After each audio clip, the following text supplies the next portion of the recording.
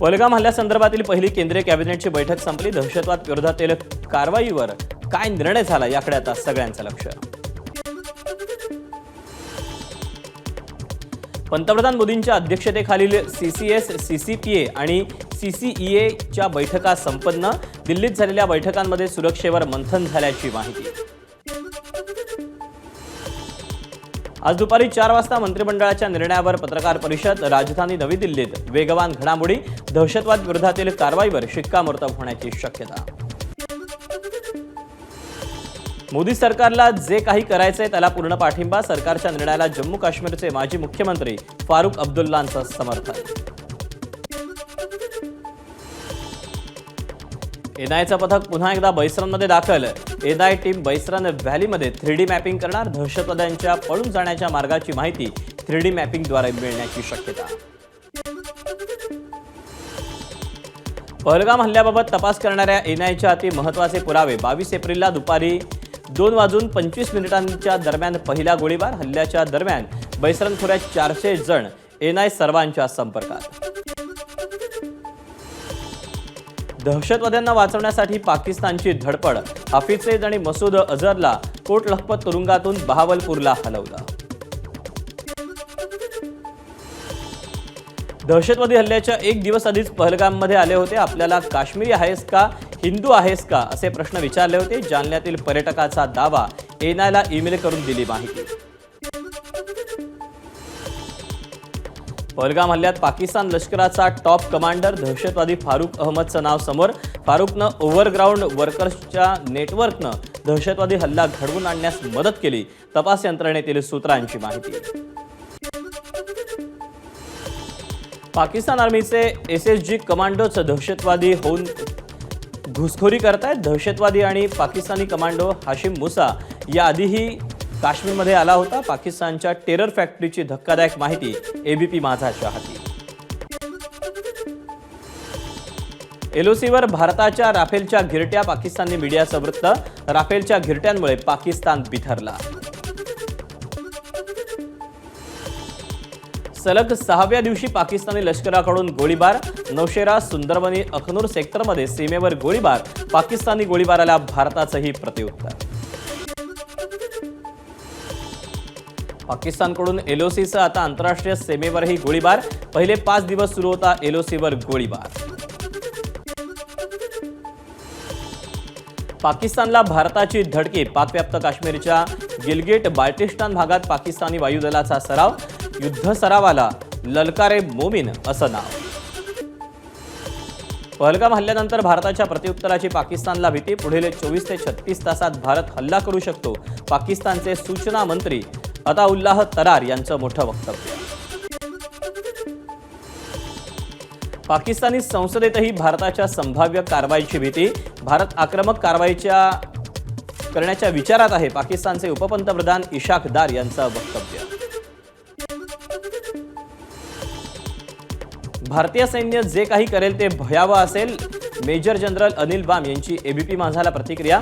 जे काही होईल ते सर्जिकल आणि एअर स्ट्राईकच्या पुढचं असेल, अनिल बाम यांचं विधान। ब्रिटनच्या संसदेतही पहलगाम हल्ल्याचा निषेध। भारताला पाठिंबा देण्याबाबत काही खासदारांकडून मत व्यक्त। दोन्ही देशांनी शांतता राखावी, ब्रिटनचं पाकिस्तान आणि भारताला आवाहन। हल्ला झाल्यावर 24 तासात पाकिस्तानला धडा शिकवायला हवा होता। संजय राऊतांची पहलगाम हल्ल्यावर प्रतिक्रिया। देशाच्या सुरक्षेसंदर्भात वारंवार चुका। कारवाई करायचीच असेल तर सगळ्यात आधी केंद्रीय गृहमंत्री अमित शहांचा राजीनामा घ्या। संजय राऊतांची मागणी। पहलगाम दहशतवादी हल्ला हा देशावरचा हल्ला। यामध्ये धर्म, जातपात, भाषा आणण्याची गरज नाही। शरद पवारांची प्रतिक्रिया। दहशतवाद्यांनी धर्म विचारून हत्या केली नाही असा दावा करणाऱ्या नेत्यांमुळेच देशात 70 वर्ष दहशतवाद पोचला गेला। शंकराचार्य, प्रज्ञानंद सरस्वती महाराज यांचा शरद पवार आणि विजय वडेट्टीवारांवर नाव न घेता हल्लाबोल। पहलगाम दहशतवादी हल्ल्याबाबत काँग्रेस नेत्यांसाठी मार्गदर्शक तत्व। सर्व पदाधिकाऱ्यांनी भान राखून बोलावं। नियमांचं उल्लंघन केल्यास शिस्तभंगाची कारवाई केली जाईल। केसी वेणुगोपाळ यांचा इशारा। ज्यांच्यावर गोळीबार झाला त्यांचे कुटुंबीय प्रत्यक्ष साक्षीदार आहेत, त्यामुळे मृतांच्या कुटुंबियांवर विश्वास ठेवावाच लागेल. वडेट्टीवारांच्या पहलगाम हल्ल्याबाबतच्या विधानावर जयंत पाटलांचं प्रत्युत्तर. राहुल गांधी आणि काँग्रेसचे नेते पाकिस्तानचे लाडके, त्यामुळे आता काँग्रेसनं पाकिस्तानातच निवडणुका लढवाव्यात, भाजपचे प्रवक्ते संबित पात्रांचा आरोप. दहशतवाद्यांना धर्म नसेल तर त्यांच्यासाठी नमाज अंत्ययात्रा काढू नये, आरएसएसचे राष्ट्रीय कार्यकारिणी सदस्य डॉक्टर इंद्रेश कुमार यांची प्रतिक्रिया. भंडाऱ्यात पहलगाम हल्ल्यातील मृतांना अनोखी श्रद्धांजली. चित्रकार चित्रा वैद्य यांनी नेव्हीचे लेफ्टनंट विनय नरवाल यांच्या मृतदेहासमोर उदास मनानं बसलेल्या त्यांच्या पत्नीचं 3D चित्र रेखाटून मृतांना श्रद्धांजली वाहिली. पाकिस्तानी नागरिकांसोबतच बांगलादेशींनाही देशाच्या बाहेर काढा, पाकिस्तान पुरस्कृत दहशतवाद्यांचे स्लीपर सेल महाराष्ट्रातून नष्ट करा, ठाकरेंच्या शिवसेनेचे जिल्हा प्रमुख उत्तम कापसे यांची मागणी. भारतात आलेल्या पाकिस्तानींचा विजा पूर्णपणे रद्द, विजाची अंतिम मुदत संपल्यानं सर्व पाकिस्तानींना भारतातून परत पाठवलं. जलसंपदा मंत्री राधाकृष्ण विखे पाटील यांच्या अडचणीत वाढ, प्रवरा साखर कारखान्यात 9 कोटी रुपयांचा अपहार झाल्याचा आरोप. 10,000 शेतकऱ्यांच्या नावानं बोगस कर्ज आणि कर्जमाफी, राधाकृष्ण विखे पाटलांची मंत्रिमंडळातून हकालपट्टी करा, संजय राऊतांची मागणी. आमदार गोपीचंद पडळकर यांचे निकटवर्तीय सत्यजित पाटील यांचा अजित पवारांच्या राष्ट्रवादीत प्रवेश, 11 वर्ष भाजपात काम केल्यानंतर राष्ट्रवादीत प्रवेश, पडळकरांना मोठा धक्का. आरक्षणासह इतर मागण्यांसाठी 29 ऑगस्टला मुंबईत धडक देणार, मराठा आंदोलक मनोज जरांगे यांची मोठी घोषणा.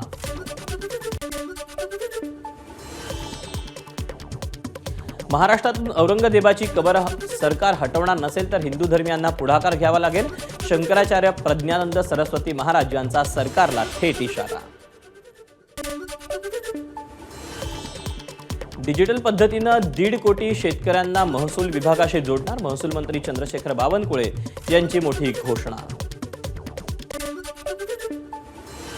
आदिवासी समाजाप्रमाणे गोवारी समाजाला मिळणार सुविधा, ओबीसी मंत्री अतुल सावेंचा मोठा निर्णय.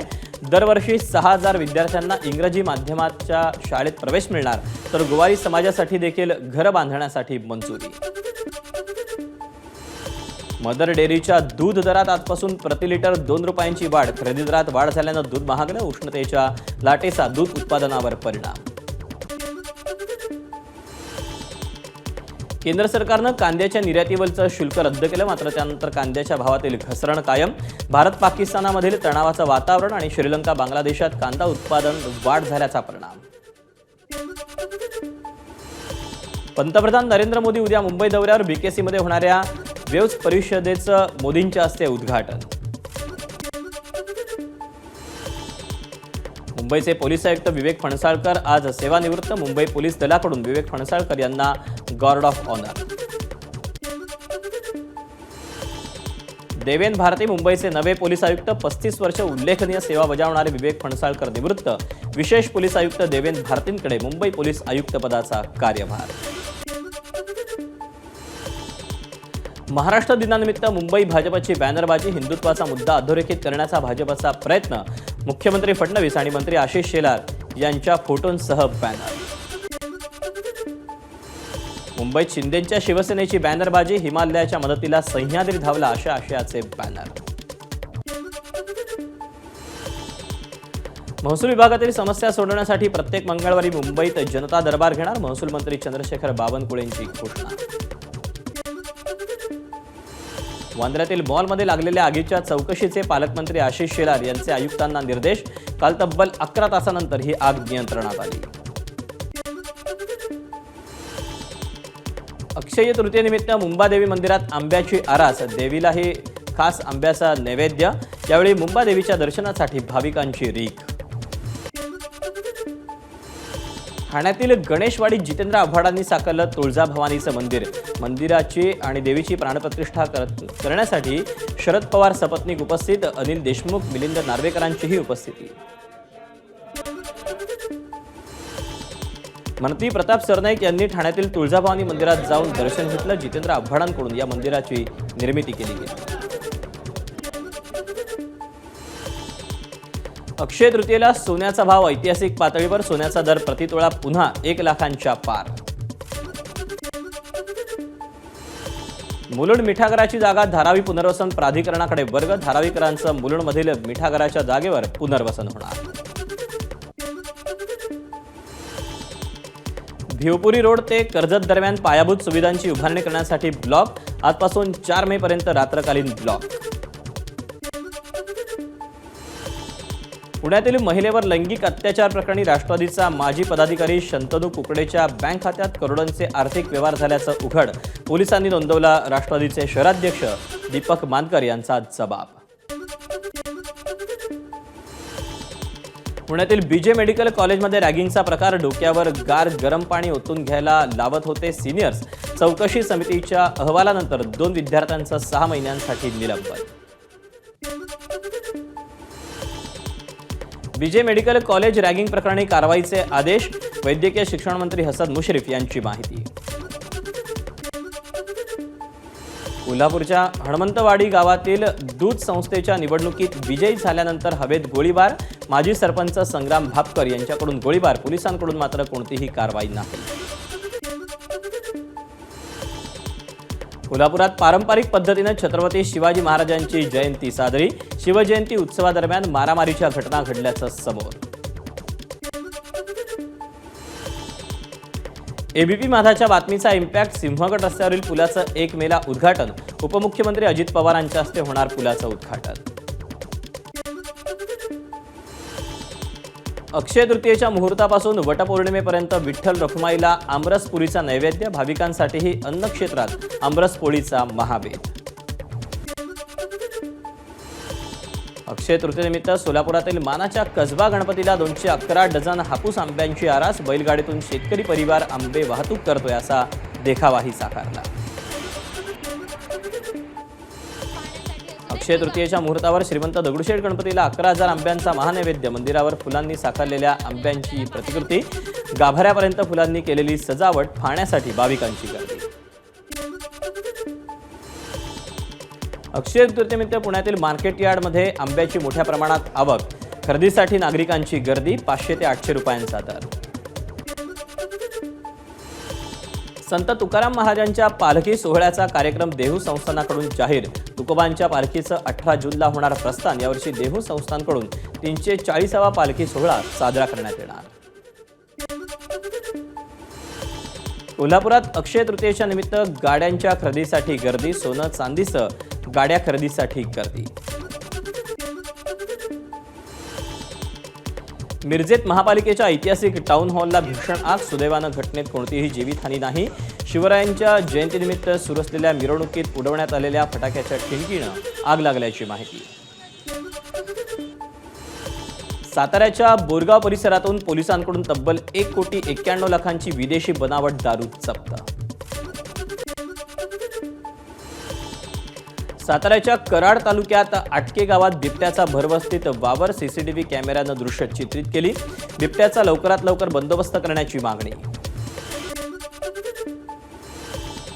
वक्फ सुधारणा विधेयकाला all India Muslim personal law बोर्डाचा विरोध. मालेगावात मुस्लिम बांधवांनी कायदा रद्द करण्याची मागणी करत निदर्शनं केली. नाशिकमधील चांदीच्या गणपती मंदिरातही अक्षय तृतीयेनिमित्त आंब्यांची आरास. तब्बल 251 किलो आंब्यांचा वापर करून ही आरास साकारली गेली. अक्षय तृतीया म्हणजे आखाजीची खानदेशात विशेष परंपरा. ग्रामीण भागात खापरावरची पुरणपोळी, घागर भरताना पारंपरिक गाणी आणि सासूरवाशिणी माहेराला आल्यावर झोक्यावरच्या गाण्याची परंपरा. अक्षय तृतीयेनिमित्त धुळ्यातील एकविरा देवी मंदिरात हिंदोळा महोत्सव. सजवलेल्या झोक्यावर एकविरा देवीची मूर्ती विराजमान करून हिंदोळा महोत्सव साजरा. खासदार अमोल कोल्हे यांच्या शिवपुत्र संभाजी महाराज नाट्याचा आज प्रयोग रद्द. भाजपचे माजी पदाधिकारी गोपाळ पाटील यांनी अचानक माघार घेतल्यानं शो रद्द. आंबेबारा धरणातील पाणीसाठा कमी झाल्यानं आष्टा पंपिंग सेंटर बंद. 1 मे पासून नंदुरबार शहराला 2 दिवसाआड पाणी पुरवठा होणार. नाशिकच्या रामकुंडावरून तरुणाचा पाय घसरला. बीडचा तरुण गोदावरी नदीपात्रात वाहून गेला. गोदावरी नदीत पाण्याचा विसर्ग सुरू असल्यानं तरुण अडकला असण्याची शक्यता. नागपुरात अक्षय तृतीयेच्या पूर्वसंध्येला 2 बालविवाह थांबवण्यात बाल संरक्षण पथकाला यश. काटोल तालुक्यातील डोंगरगाव तसंच कनान पोलीस स्टेशन हद्दीतील बालविवाह रोखण्यात यश. नागपुरातील नव्या प्रशासकीय इमारतींच्या बांधकामासाठी 1337 झाडं तोडण्याला कोर्टाची स्थगिती.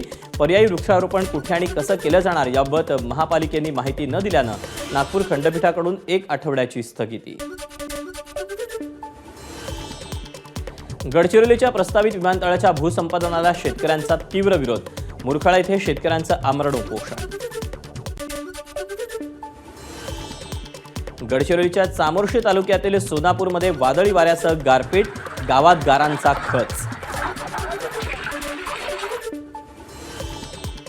बुलढाण्यात केळीच्या पिकांचा उन्हापासून बचाव करण्यासाठी शेतकऱ्याची अनोखी शक्कल.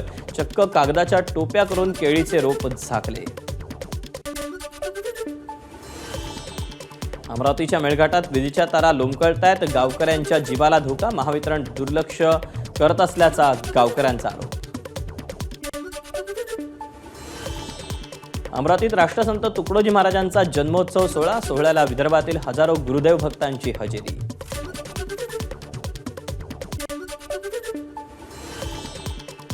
नागपूरच्या उमरेड करहांडल अभयारण्यातल्या वाघांचा व्हिडिओ व्हायरल.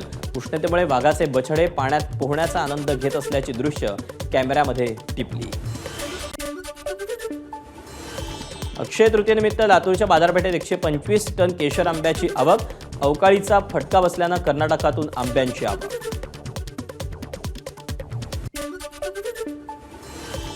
वादळी वाऱ्यासह झालेल्या अवकाळी पावसानं लातूरच्या झरी खुर्दमध्ये शेतकऱ्याच्या 3 एकरावरील केळीच्या बागेचं मोठं नुकसान. बीडच्या गेवरातील उमापूरमध्ये डॉक्टर अमोल पवार यांच्यासह कुटुंबियांना मारहाण. आरोपींच्या अटकेसाठी उमापूर गावामध्ये बंदची हाक. बीडमध्ये मोबाईल लंपास करणारे चोरटे जेरबंद. दुचाकीवरून मोबाईल हिसकावून चोरी करत होते. 2 आरोपींना बीडच्या स्थानिक गुन्हे शाखेकडून पेड्या. रत्नागिरीतील गणपतीपुळे मंदिरात आंब्यांची आरास. अक्षय तृतीयेनिमित्त देवाचा गाभारा आंब्यांनी सजला. सिंधुदुर्गच्या सावंतवाडीत तिरोडा कोल्हारवाडीमध्ये रहिवासी घरातील विहिरीत मगर आढळली. वन विभागाच्या जलद कृती दलानं या मगरीला पकडून नैसर्गिक अधिवासात सोडलं. एबीपी माझा, उघडा डोळे बघा नीट.